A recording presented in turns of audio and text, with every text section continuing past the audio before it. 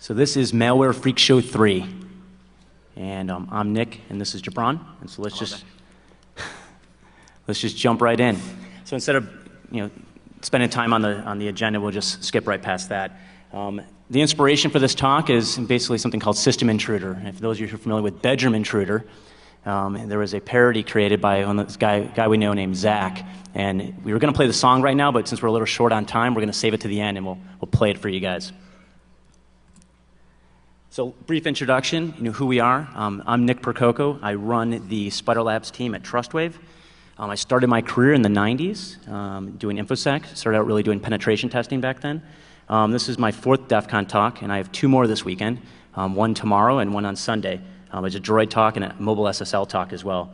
I'm also the primary author of TrustWave's Global Security Report. So if those of you are familiar with that, it's an interesting read.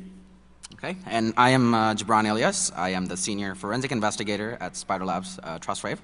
I have about 9 years of experience, and this is my only talk at DEFCON this year.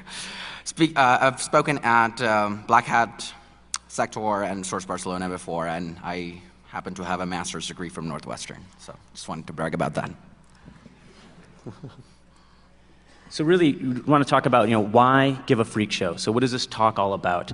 Well, we perform a lot of investigations on an annual basis. We go into a lot of environments where there's targeted malware, malware that's not taking off any bells and whistles from the AV engines that are installed in those environments. And we really wanted to be able to bring this to you, bring live demos to you guys, and be able to show you what sort of the state of the industry from a malware development standpoint looks like, and what the real criminals are using to exfiltrate valuable data out of corporations and other environments. Basically, the real big takeaway here that we see is, the exploit world is basically commoditized. The criminals are going after, they want to buy exploits, they want to be able to use those to get into environments, but they're really putting a lot of effort, a lot of development resources into developing malware. It's become a rather big business. They will put money into that industry. They will hire really highly skilled developers to make this malware for them. And just as if you have a business and you want to create a business piece of software, you may outsource it to some developers and build it to your specifications. They're doing the exact same thing. So really, what is this talk about? Well, this is the 3rd iteration of this talk. So has anybody seen any of the other Malware Freak shows before? Oh, so we got a handful of folks. Yeah. We got frequent freak show points for you at the end, so just see us. This is the 3rd iteration of this talk. 2009, we demoed a keystroke logger, a custom keystroke logger, a memory dumper, an early version of a memory dumper, and a video poker piece of malware, and then a network sniffer. Last year, we demoed another memory dumper, one that got a little bit more advanced. So login credential stealers, a network sniffer again, and then a client-side piece of malware that basically targeted PDFs. It was a PDF attack. So this year we wanted to bring it a little bit more personal, bring it really home to ourselves and the people who are in the audience. And so we're really talking about some new targets. So this year we're talking about your grocery store, places you shop every day, your favorite bar, places where you like to get drunk, and your work, and then of course your smartphone. So this is all about you in this iteration of Malware Freak Show. So when we talk about sort of the evolution, so what have we been seeing? Now, when you talk about evolution, you typically will talk about 50, 100, thousands of years. But what we're talking about here is just 3. And we've seen a dramatic change in the piece of malware that we've been following, the malware authors, the malware that's being used in the various targets that we're talking about over the last just 3 years. I mean, when we first started following this and putting together this freak show, we saw sloppy malware developers. We saw people that were just literally testing the waters, trying to basically find ways to exfiltrate data, try to automate things that they were trying to do on a manual basis. But it was very early on. They were also not being covert, so they were being blatant. We'd see things like networksniffer.exe installed in environments, or memorydumper.exe. I mean, they were very early on. And then also a lot of noisy output files. They would create these files that would be gigantic, especially when we're talking about the memory dumper world. Yeah. They would dump 2 gig files to the drives and literally just fill up the hard drives on the systems. And then they were easily detected. You just look at Task Manager in Windows and you can see them. They were blatant in front of you. In 2010, they started to get tricky.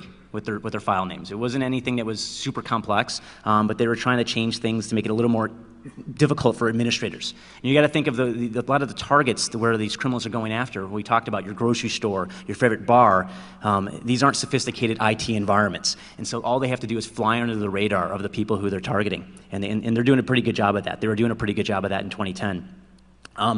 They're also placing things inside system folders to make it a little bit more obscure. You know, if you place something in the root directory of a drive and you build up and you fill it up with a whole bunch of files, someone's may find that. The attackers found if they put it in the system32 directory, it's going to be a little bit more obscure. Not for most people in this room, but for the people that they're trying to target, the victims of the criminals who are targeting targeting people. And of course, the output was mainly in plain text. You'll see some things in 2011 and the stuff we're going to demo now, but mainly they're just putting plain text files. The data they're trying to exfiltrate was just written to disk. No major issues there. The advanced tools that they were using, basically advanced tools that we would use, could easily detect their activity. They were being a little bit more obscure. They may not show up in Task Manager, but we can detect them. And then automated exfiltration, that's sort of the key. If you're a criminal and you want to attack, say, 25, 30, 100 organizations, you're not going to manually connect to those organizations every single day and download the data. You want it to be automated. You want it to send the data to you. Just sit back, relax, watch TV, and collect all the data that you can out of these victim organizations. So then when we talk about 2011, so this is a little bit of a preview, so I'm not going to go into too much detail, but we talk about 2011, the malware developers have grown up. Either that or the criminals have decided to pay more money and hire better developers, because we saw some really interesting techniques this year. Some zero storage, so we're talking about them writing files to disk. We're going to show you some examples where there's literally the only footprint that's on the system is the piece of malware. There's no evidence of the data that they're actually handling and exfiltrating out of the system. And then where data is stored, they're using encryption to store that data on the system. And they're using more efficient methods. So you hire better developers, you can go, you stop having 500K executables and you get them down to just a few K, which makes things much more efficient and much easier to place on systems. And then of course automation. So automation's everywhere today. We just started seeing inklings of it in 2010, but now today it's basically automated everywhere in the system. So Jibran, do you want to take some specific pieces of malware, some of the evolution we've been seeing? So, there are some folks that came to our 2009 and 2010 talks, and you guys might realize the notable features. So, like Nick mentioned earlier, 2009, it was just really basic. We were seeing keylogger.exe, networksniffer.exe. So they just didn't care. They knew that once they got into their organizations, they knew that organizations didn't have enough ID staff to even look at those executables. The FTP credentials were not packed in the binary, so we could just use strings and we could see all of the malware features, like, okay, what it does, where's the FTP, what is the FTP username, and the password. So lots of sloppy work. Output was just plaintext.cap files, so that kind of tells you that they really didn't care much. Then in 2010, they actually did one better. They started matching, svchost.exe. Anybody knows what that is? Okay. So basically, they just started naming their malware applications like legitimate Windows names.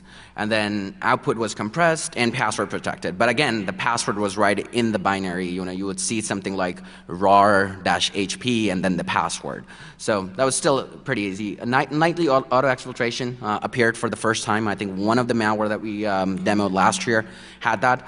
But the 2011, which I cannot wait to show you guys, you're going to have a ball watching these demos. So there's no output on the disk. Like some of the malware sniffers that you're going to see is that there's, malware takes the data in one hand, sends it out from the other. It basically has two buffers. It takes the data, steals the data, and sends it out. And basically, it's a real-time exfiltration. And the exfiltration is no longer on like FTP ports or SMB ports. Exfiltration is on port 80, which, in a lot of even mature organizations, port 80 and 443 are allowed outbound. So the malware writers have realized that, and they fully, take advantage of that. Encryption and encoding output data. That is like a really key feature trend in 2011. Before, us as forensic investigators, we would do disk analysis, and we would search for social security data or credit card data, and we would just find it in the disk. There would be a file, and then we would track backwards. So now, when they're encrypting the data, those disk scans are useless because all the data that's stored on the disk is basically encrypted or encoded. So that was for the sniffers. The memory dumper, in 2009 we demoed the 3 executable files. And there was basically no anti-forensic capabilities, plain text output right on the root, system32 directory. 2010, single executable. It was a kernel rootkit, so they did get a little smarter, but the output was still in plain text. So, and the output was, if you had to sort the files, you would actually see the latest date on that output file. So you would still, it's pretty easy to detect still.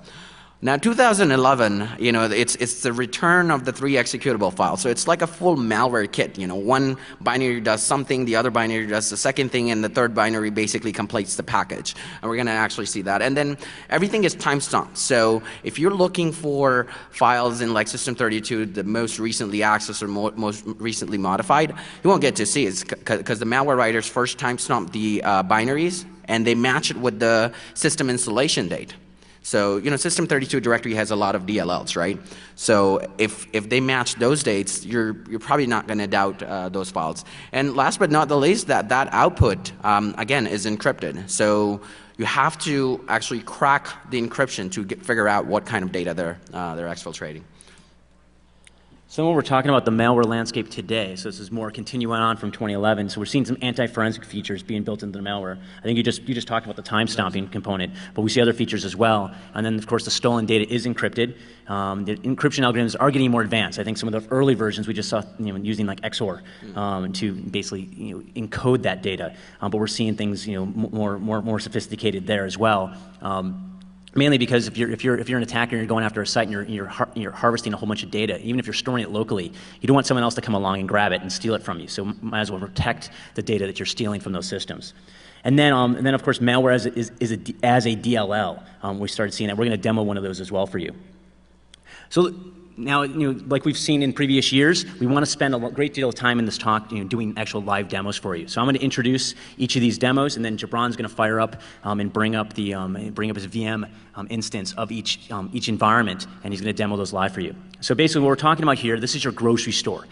This is a place where all of us probably go to on a weekly basis, buy our milk, buy our butter, and buy our beer. And basically, this environment, this is where we see a piece of malware called Cameo. And we're not really sure why the attackers called it Cameo. We see it called Cameo over and over again in a lot of environments. But we gave this guy the code name Best Supporting Actor.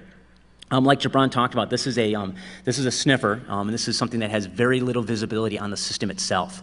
And so when you think about a grocery store environment, this is actually pretty sophisticated for some of these environments that we've seen, like the grocery stores and some of the retail environments. This is something that you don't really need to be that sophisticated to target a grocery store. I haven't been to a grocery store that has an IT security person hanging out in the back room. This is just check cashiers and the store manager. But we see environments where this malware is placed on either a central system in the environment or on all of the lanes. So when you're checking, you're buying your beer and they're scanning it and you hand them your credit card, they're swiping that, and literally in real time, your data is going from that register across the network out to the attacker systems, and they're then archiving that into a database and sorting it out for sale almost instantaneously. Right. And part of the things to note is that the grocery stores, they don't, sometimes you won't even see Windows computers there. You would see the Ethernet, point of sale swipes, right?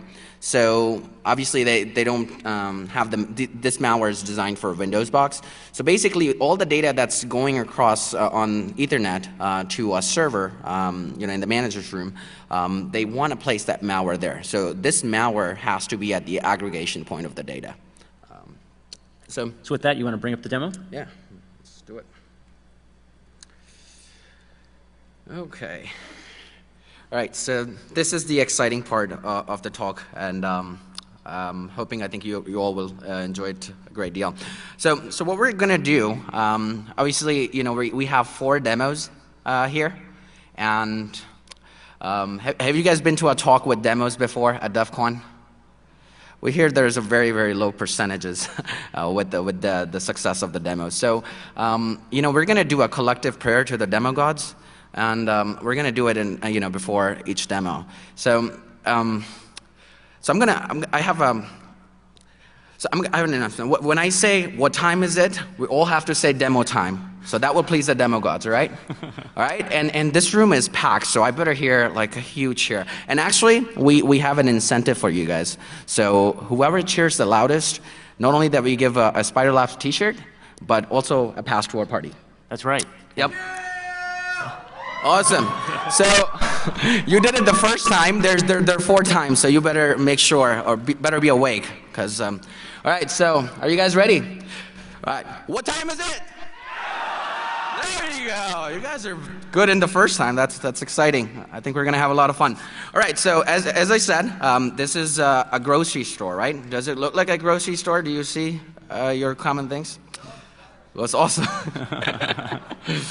Okay, so first I want to show you the binary.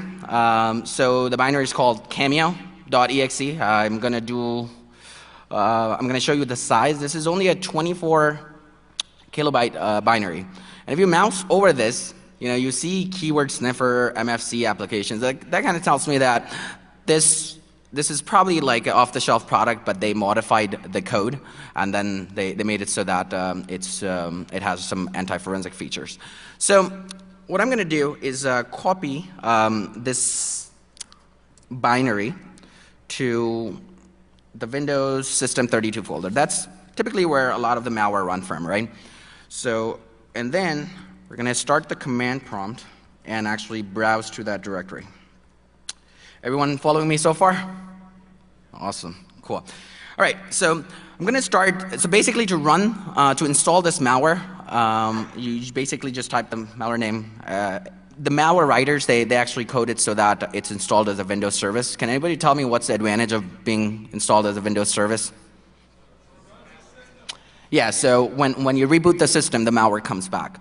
So here you go. I'm going to start cameo.exe. Notice we didn't see anything. The malware is running. So what I want to do now is actually show you. You guys familiar with Procmon? It's a sysinternal tools that kind of monitors the activities of a process. So I'm going to say that, hey, I only want to monitor whatever cameo.exe is doing. Hit apply, and this is basically it. So as you can see, the malware is running, but it's not. It doesn't have any disk activity at this point. So I also want to start my Wireshark because remember I told you that this malware actually sends the data outbound on port 80. So we want to see what data actually goes out of the network, right? Okay. So even at Wireshark, I don't want to monitor the whole network, the whole grocery store, right? So I want to just filter for everything that's going out on port 80. Anybody know a filter that we can feed it to Wireshark that just gives us port 80 traffic? TCP.port, yep, equals 80, right? So that's what we're going to do. We're going to say, okay, you know what, you're sniffing, this is me sniffing the traffic to figure out what the malware actually sends out. So I only have one interface, so that's easy.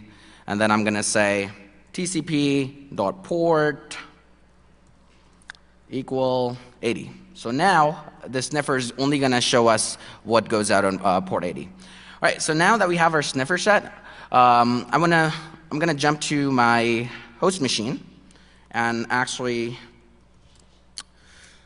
show you a file with the credit card data. So that file is basically called check3.txt. So as you can see, there's not only just credit card data, but what we call credit card track data, the magnetic stripe data on the back of your credit card.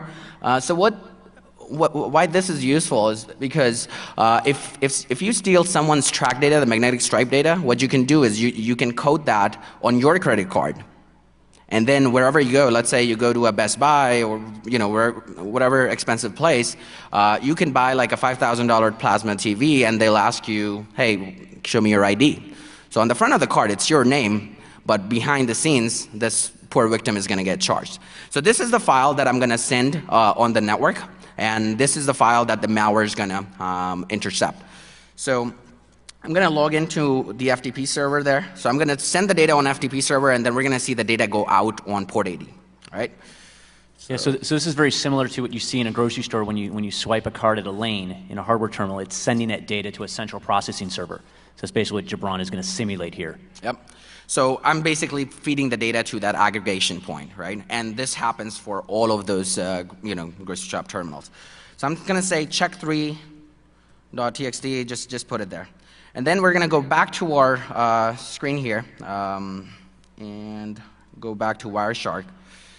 And voila, that worked. So the demo gods have answered. So we have this weird-looking traffic, right? Some traffic is going to this ftm.php. So right now, our attacker server is the internal IP because we don't want to send the data out, even the test data. So this is basically the packet that we're going to follow and see what the output looks like. So I do a right-click on it, and I go follow TCP stream. So this is basically the packet. As you can see, it's a post, and the user agent is Camia. It's sending it to this IP address. Notice it's an internal IP, but in the real world, there would be an external IP, like in some Eastern European country that I should not name. Content length, and then this is the data that's going out. So can you see anything? Can you make anything out of this data? Okay, thankfully not. All right, so I'm going to copy this output. So this is basically the data that's going to the attacker's server. So how do we crack this? So we basically, at SpiderLabs, our researchers crack the code, and we're going to see how this data looks like. So I'm going to go to my Cameo directory, create a new file called malware output, right? And basically paste the information that I saw in the TCP stream. Okay? And what I'm going to do now is basically copy a script. It's basically a Perl script called Cameo Decoder. Put it here and browse to this directory. Okay. So the way to run it is you basically do cameodecoder.pl.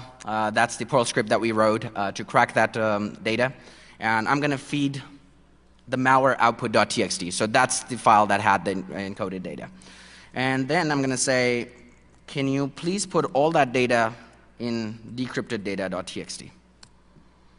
Okay, so the script runs and it basically decrypts the data. Now we have this file that has the encoded data. And now we open the decrypted data, and what do you see here? It's got an IP, source port, then it has that full credit card number, actually magnetic stripe data that we saw earlier. Got it? So that's how sophisticated the malwares are getting. As you can see, there's no storage on the disk. It basically takes the data on one buffer, and then every 30 seconds it sees, hey, is there data on my right hand? If there is, then I'm going to send it from my left hand. So it's kind of like charity, you know. Yeah, so that's it for the Cameo malware. I'm going to turn it over to Nick Percoco, and he's going to show you about the second malware. All right, so before we do that, I'm going to set up my snapshot. Okay, you bring up the presentation. Yeah.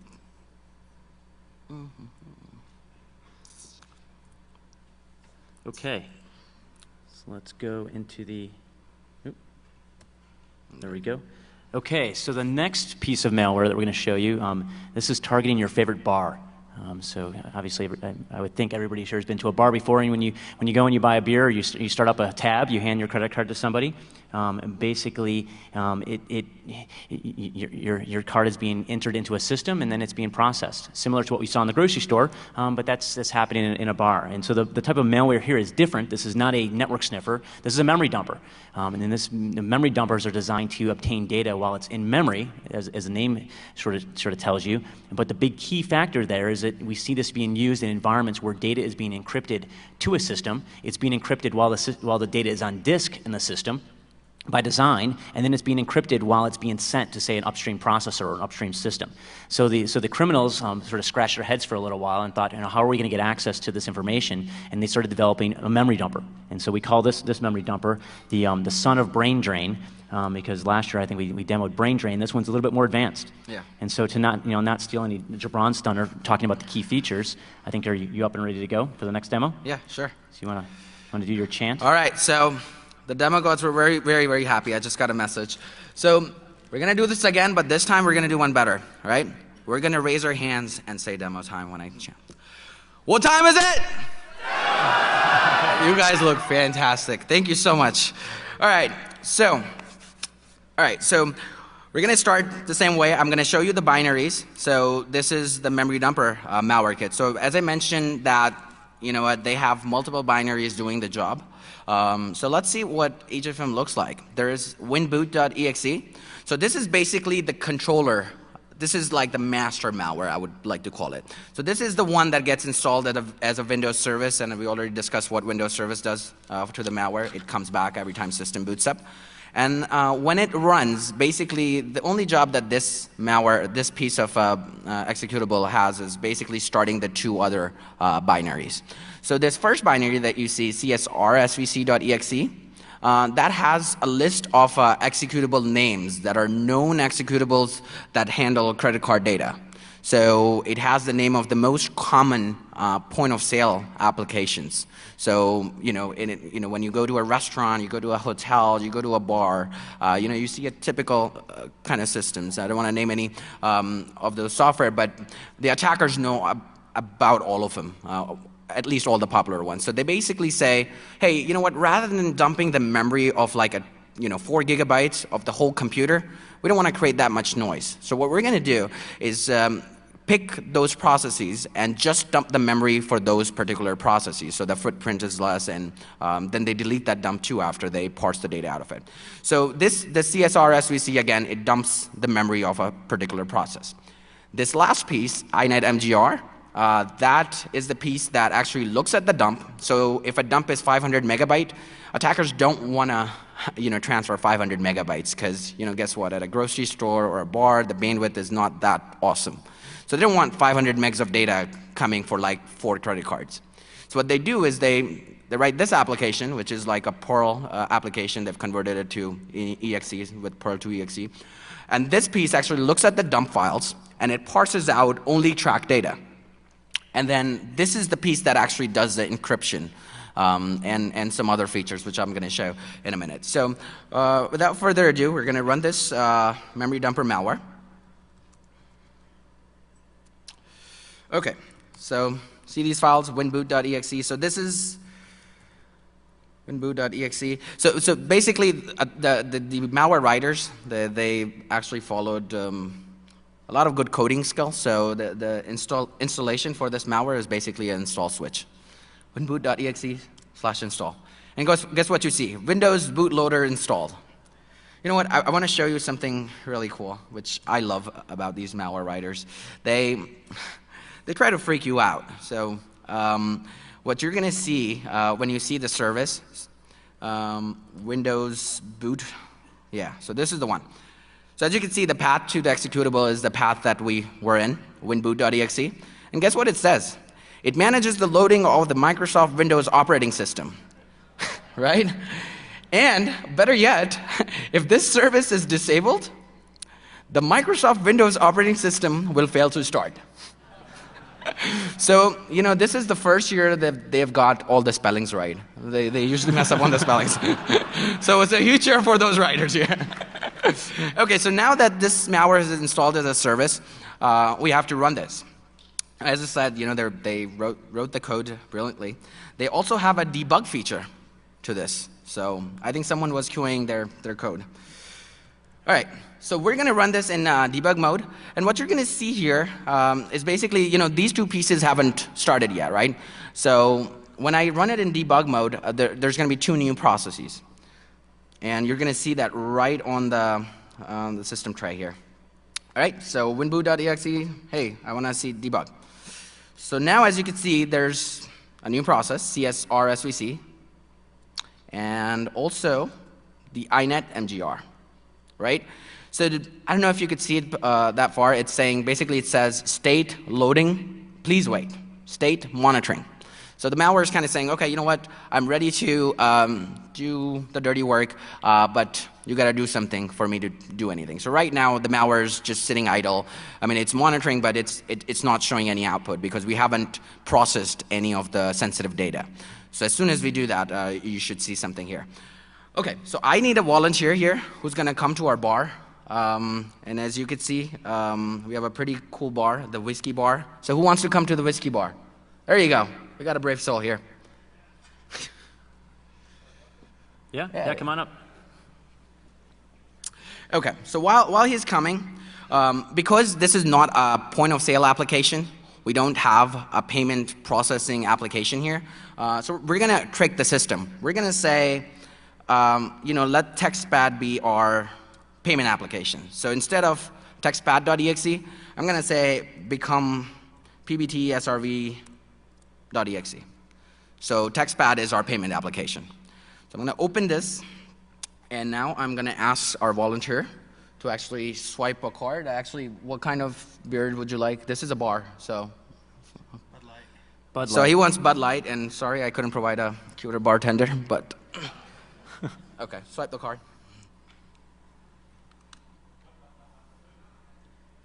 Yeah, there you go.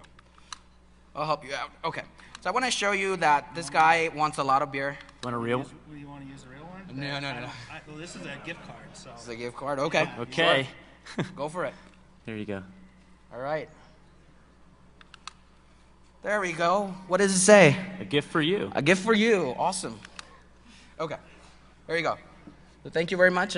We don't have Bud Light today, but we still want to. Here you go. You get a T-shirt. So you get the T-shirt. Thank you so much for volunteering.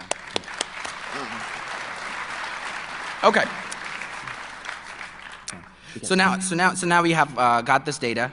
Obviously, PBT serve. Now, if we watch these processes, it says, hey, can anybody read it? It says, hey, in this memdump folder, there is a dump file, and in that dump file, I found track1 data. All right. So we're going to go to our folder, which has. So now notice there are two new things here: memdump and INET info. See that? Okay. So one thing I want to show you, this is a really, really key feature. INET info is actually the malware output file. But notice that the time on it is June 1st, 2005. Right? And not only the modified time, but the create time is also June 1st, 2005. So if you're looking for more recent changes to your system, you're not going to detect this file, right? Because and basically we just wrote data to it. So as we modified, we didn't see anything here. So let's actually check this out, the data in this file. I'm going to open it with Notepad. And guess what you see? Garbage. It's just, that data is encrypted. So what I'm going to do is go to my SpiderLabs script files and basically show the desktop. So I'm going to run the decryptor. Oh. Got them all selected. Okay. Well, there we go. Freak tools, maybe? Yeah, there you go. SpiderLabs, INET decrypt. And I'm going to copy that to memory dumper. All right. So, okay. So this is my script that's going to decrypt the data that we saw. And let's say that I want to feed inetinfo.chm file, and then the output output file, the name I'm going to give is decrypted data.txt. Okay? So let's see what decrypted data has. So basically, that's how neat the output is. It basically says memdump pbtsrv.exe 2992, that's the process ID. And actually, you know what? I'm going to open it for a better viewing. There you go. All right. So basically, it's not the hacker saying TrustWave SpiderLabs 2001. That's our script, and memdump, and then the pbtsrv.exe 2992. Mr. John Smith's credit card is here. Not only track1 data, but track2 data as well. So that's about it for the memory dumper malware. and we're going to move on to the next one. Okay.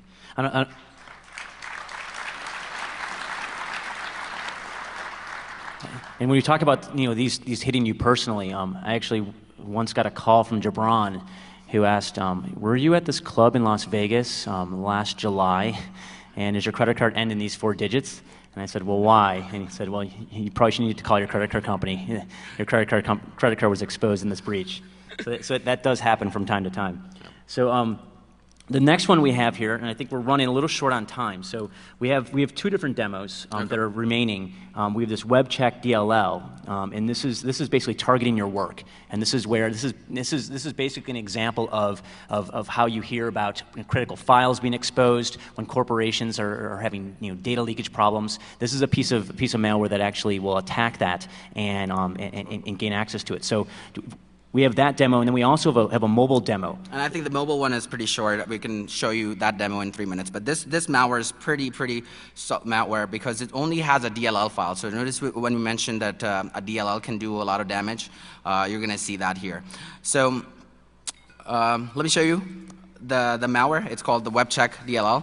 Basically, you can install this malware with a simple registry hack. You can, and I'm going to show you what this registry file has. So this is basically the folder in the registry that it tries to modify. And so I'm going to do it manually so you guys get to see it. So what I want to show you here is that the name of the malware is webcheck.dll, which is also a legitimate Microsoft file. So, if you mouse over that, you basically see website monitor, and it's only 10 KB. So local machine software. I'm going to find this registry key. Okay. So basically, the legitimate file, Windows Explorer, whenever it runs, it basically loads this file, webcheck.dll, but it loads it from system32 folder. What we're going to do is we're going to paste, copy and paste this file in the Windows folder, and we're going to tell the system to run this file out of Windows folder rather than Windows system32 folder.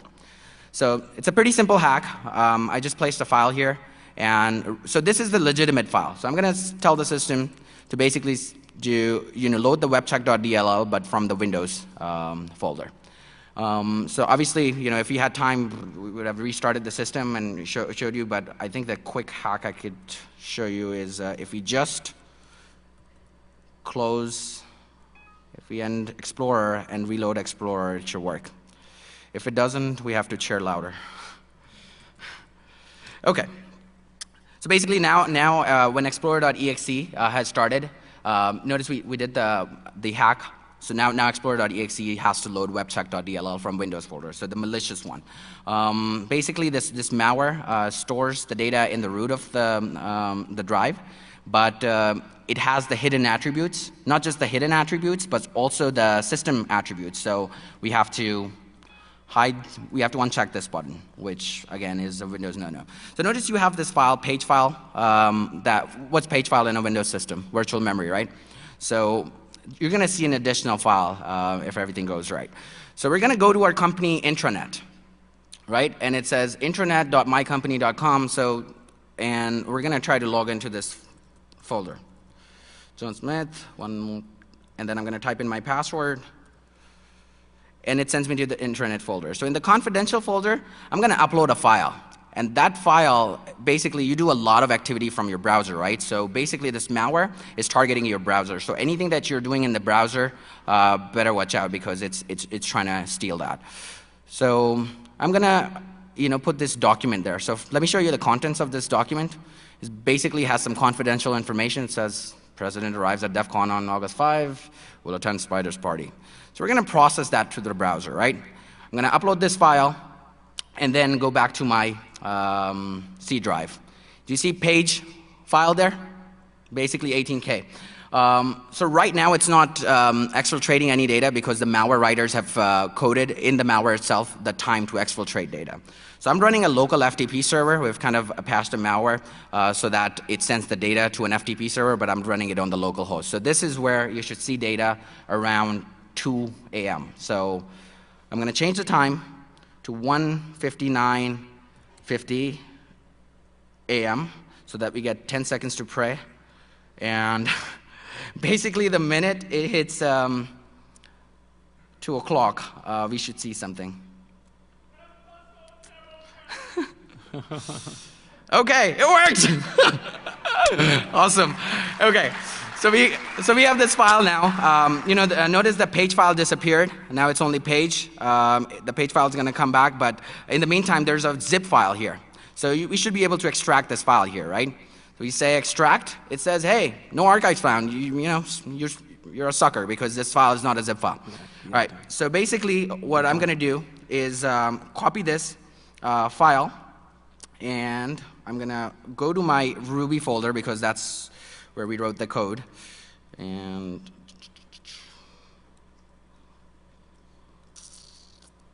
okay. And this is basically the decryption script. So I'm going to put it in the bin folder, and pretty quickly I am going to run this so you guys actually get to see the data before we have to leave.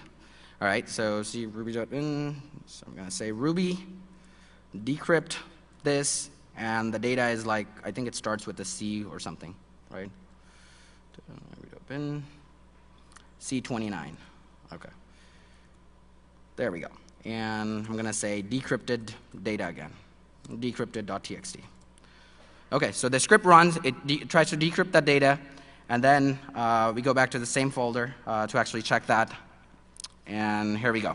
So no, what was the key word in that file that we can look for? So basically here, you see a file upload, but all that data malware basically captured. And you can't open this file. Even if you wanted to open this in TextPad, you would see garbage. So you basically have to write a decryptor to actually see any sort of data. So just imagine like what we do in our browsers. We pretty much do everything in our browser. And if the malware is only 10 KB and can take stuff from the browser, it's pretty cool. Okay. I'll let you know. When you get this T-shirt, I'll let you know. It's pretty, okay. So I think we're going to wrap up. It'll be over in pavilion number 4 for the Q&A session. Yeah, so we go pavilion from number there? 4 will be in the Q&A session. We may be able to show you some of the last pieces of the demo during the Q&A time. Yeah, we have a mobile malware demo as well that we're trying to fit into this presentation. Yeah. So basically, we're done, and basically the closing things here is next year we predict a lot of not new, more advanced activities. And thanks for coming. All right, thank you.